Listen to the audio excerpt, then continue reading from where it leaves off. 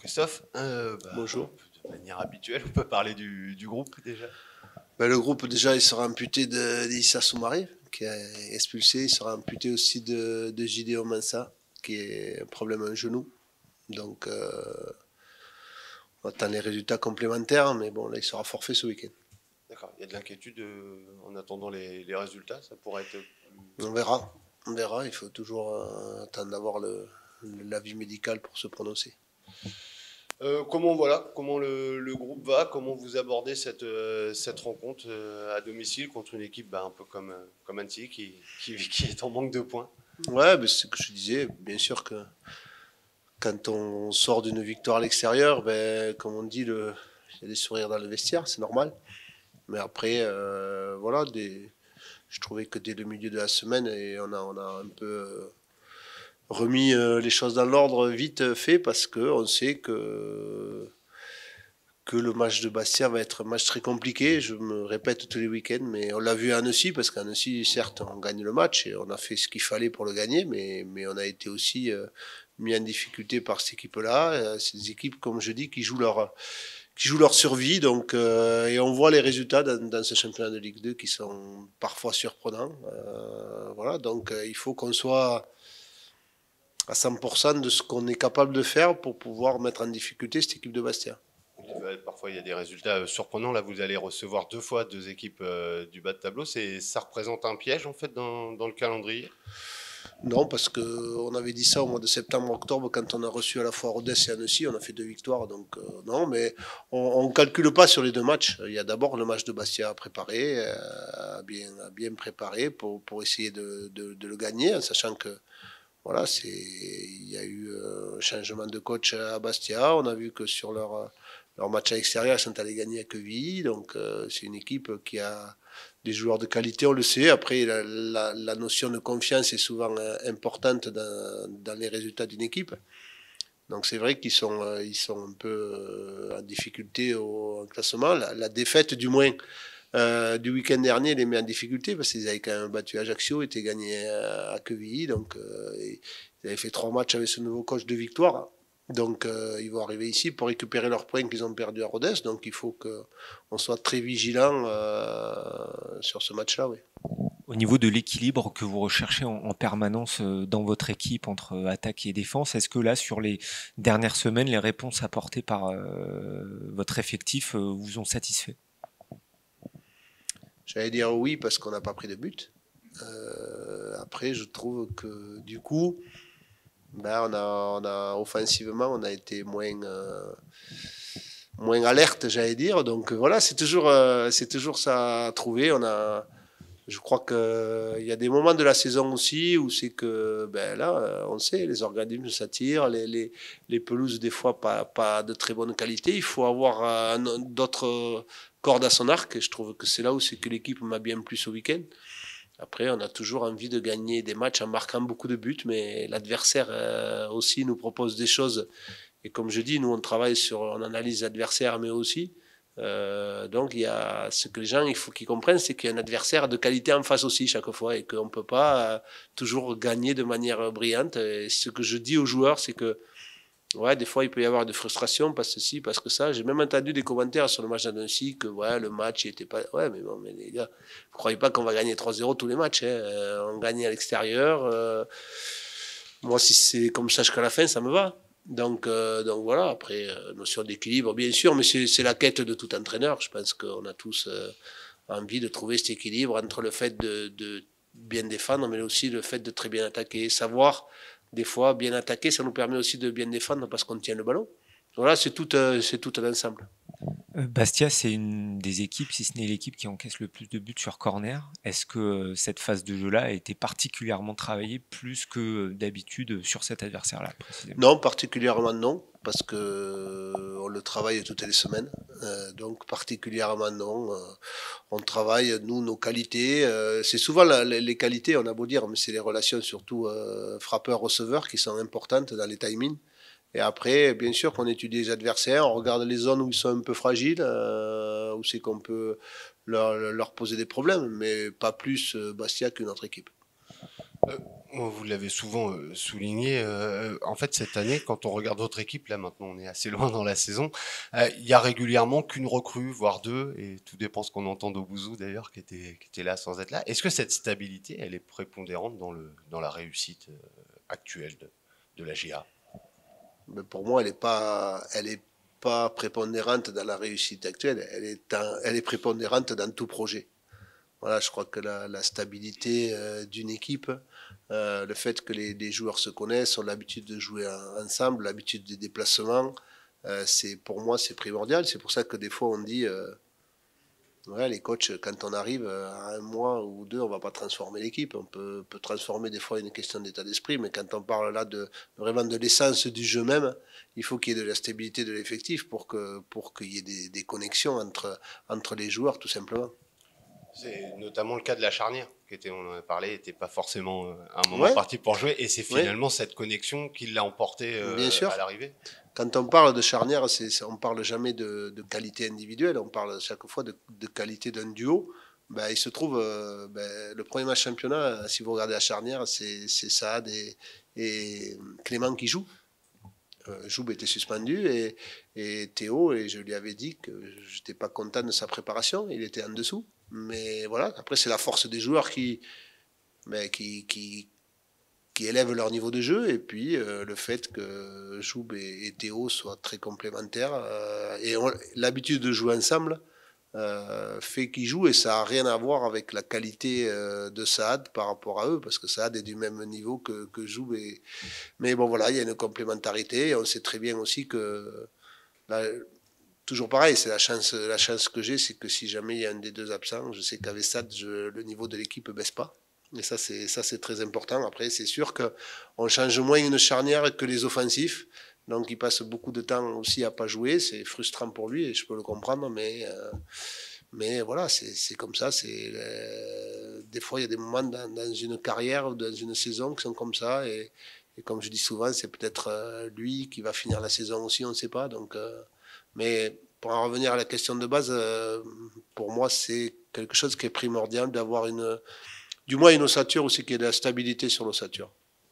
Est-ce que, à contrario, donc c'est parce que des fois on juge aussi les recrues à leur rendement et tout, et c'est vrai que finalement plus le collectif se connaît et plus le collectif est fort, plus c'est dur pour une recrue d'y trouver sa place. Je pense par exemple c'est juste pour un exemple, hein, à Onewu qui a des statistiques, il y a rien à dire, et qui quand il joue, c'est vrai que dans le jeu on le sent moins présent et moins à l'aise que d'autres dans un secteur où vous faites souvent tourner un ou deux joueurs. Ouais, mais c'est ça, c'est que je crois que Ado nous apporte beaucoup par rapport à sa capacité d'attaquer le but. Je crois il a des statistiques, comme vous dites, il a mis déjà 8 buts.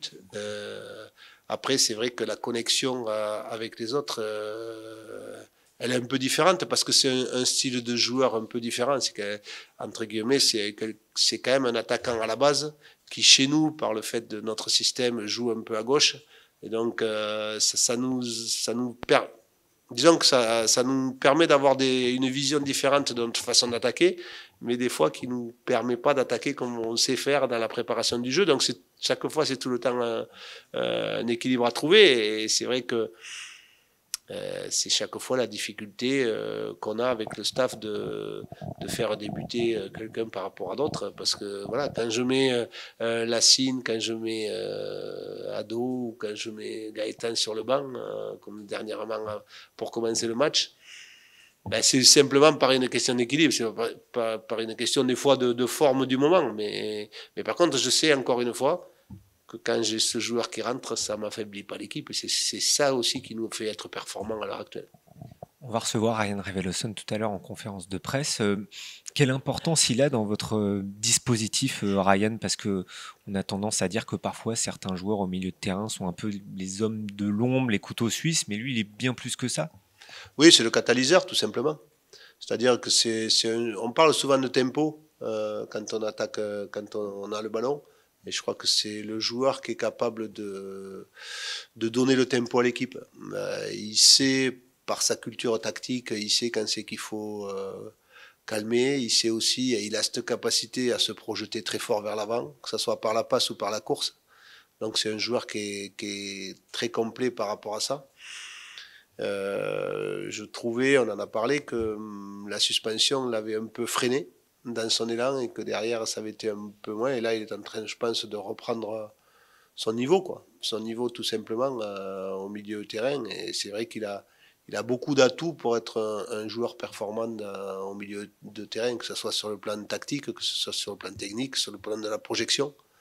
Voilà, et donc c'est quelqu'un, oui, j'allais dire, entre guillemets, c'est le catalyseur de l'équipe. Une espèce de meneur de jeu reculé ou pas? Ouais, un peu, mais il est capable d'être sur plusieurs registres, c'est ça, parce que c'est toujours, on a parlé tout à l'heure de la complémentarité de la charnière, c'est important d'avoir la complémentarité au milieu aussi. Parce qu'il est capable, soit s'il joue avec Saad ou s'il joue avec Hassan, il a un comportement qui est différent, parce qu'il s'adapte chaque fois au joueur qu'il a à côté de lui. Donc ça, c'est hyper important. Au niveau du caractère, c'est quelqu'un de très calme, de très posé dans la vie de tous les jours, mais sur le terrain, il aboie aussi pas mal au milieu. Comment vous définiriez Ouais, ça? alors des fois, j'aime pas quand il montre son mauvais caractère, comme à Guingamp, mais non, mais voilà, non, mais c'est, ouais, c'est quelqu'un qu'on sent tranquille, qui a quand même sa vision des choses bien marquée. Et c'est normal aussi sur le terrain que on a besoin de joueurs comme ça, que ce soit. Et c'est que parce qu'Elich est un peu pareil aussi sur le terrain au Ouzou, c'est-à-dire c'est des joueurs qui en dehors sont très calmes, et sur le terrain ils apportent leur personnalité, et ça c'est hyper important.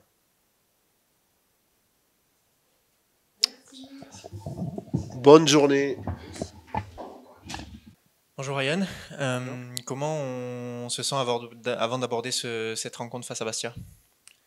Je dirais que on a, on a la, on a la confiance parce qu'en ce moment ça nous réussit, on a des résultats. On veut faire les choses à notre manière et ça marche. Donc forcément, on engrange de la confiance pour la suite. Ce qui est important justement, c'est de veiller à pas avoir d'excès de confiance. Oui, c'est vrai. Après, je pense qu'on a un groupe qui connaît ce genre de situation. Il y a 2 ans en Ligue 2, je pense qu'ils l'ont vécu pour certains.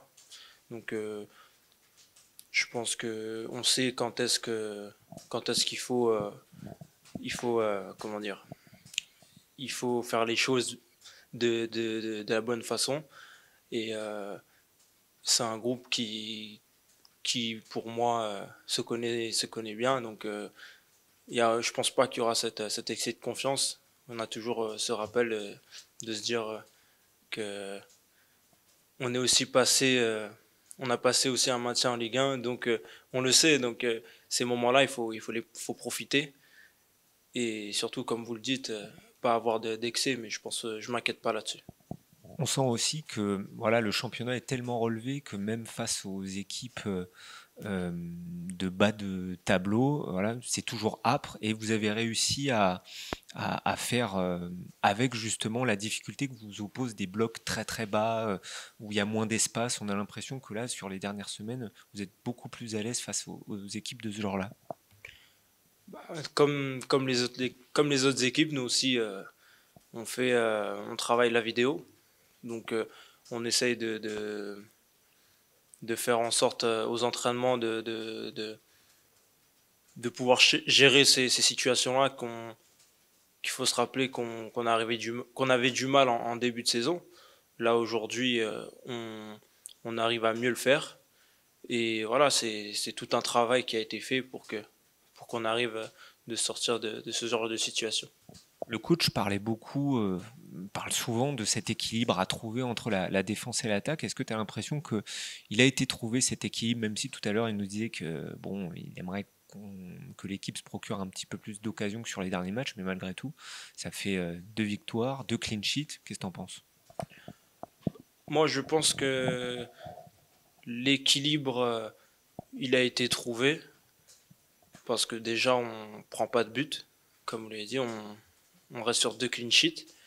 Et avant, on nous reprochait d'être porté vers l'attaque, toujours porté vers l'attaque et prendre trop de buts. Là, aujourd'hui, on prend pas de but, on a moins d'occasions, mais on est plus efficace. Donc ça compte aussi pour cette fin de saison. C'est celui qui va être le plus efficace qui va gagner les matchs. Parce qu'on sait que les matchs de plus en plus durs avec la saison qui s'écoule. Voilà, donc moi, je pense que l'équilibre, on l'a trouvé. Tu l'as dit tout à l'heure, cet effectif, cette équipe se connaît bien.